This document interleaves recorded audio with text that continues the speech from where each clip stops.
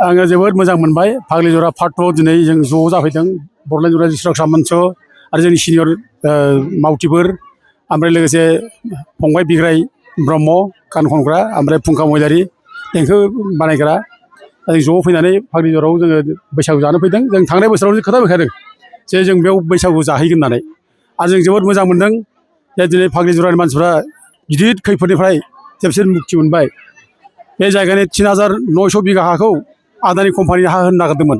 दा बेयाव फाग्लिजरानि आइ आफा जाम्बा जाम्बि बयबो फिसा बायै बायै माने गाबगु गुबु मोदै रथ' जानाय लोंनाय गैया उन्दुनाय गैया 3 मास बिसोरो संग्राम खालामनो गोनां जादों।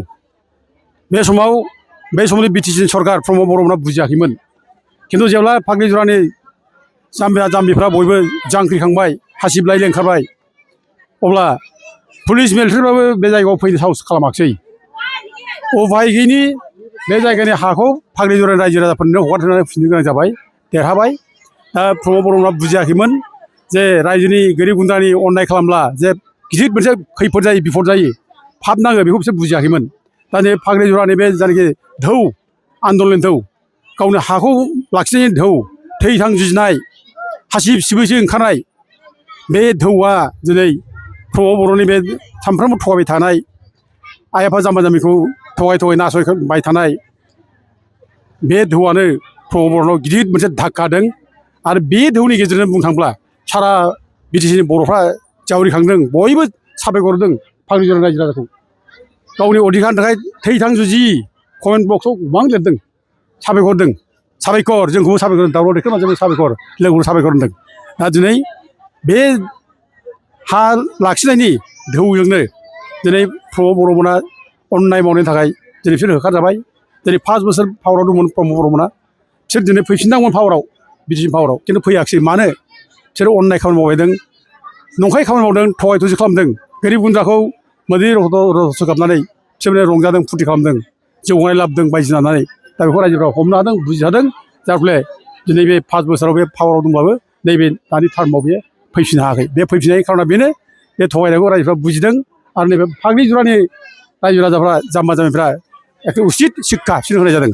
आरो बे धौजोंनो दिनै सारा बर'फ्रा जावरिखांदों जांख्रिखांदों आरो बे धौजोंनो दिनै प्रमद बर'आ दिनै गादलिनबाय। नैबे बिटिसिखौ सालायदोंब्लाबो बे दिनै बिटिसिनिफ्राय गोजानाव थानो गोनां जाबाय। माने बे 7 जनल' एमसिएलए बे देरहानो गोनां जाबाय। दा बेनो अननाय खामानि मावब्ला आइ आफानि गोरिब गुन्द्रानि गाज्रि खामानि मावब्ला खुनु दिन बे माने जाफुंसार जानो हाया। बे साव नाङो बे जौगानो हाया। बे दा अभिसाब जायो।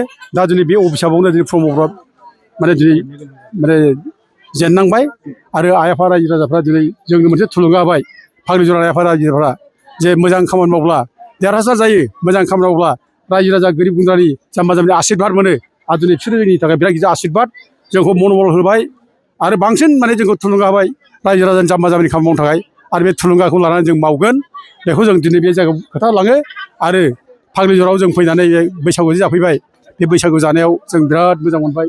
बयबो आइ आफा जाम्बा जाम्बि गोरिब गुन्द्रा फरायसा फरायसुलि बयबो सेंग्रा सिख्ला जावरिखांदों ओंखारदों बयबो अखल बैसागु जानो थाखायल' नङा बिसोर जे माने हाखौ जे मोनफिनबाय बे हा मोननायनि फुरथिजों बे फुरथिखौ दिनै बे बैसागुआव दिनै बिसोरो रंजाबाय आरो बेनो।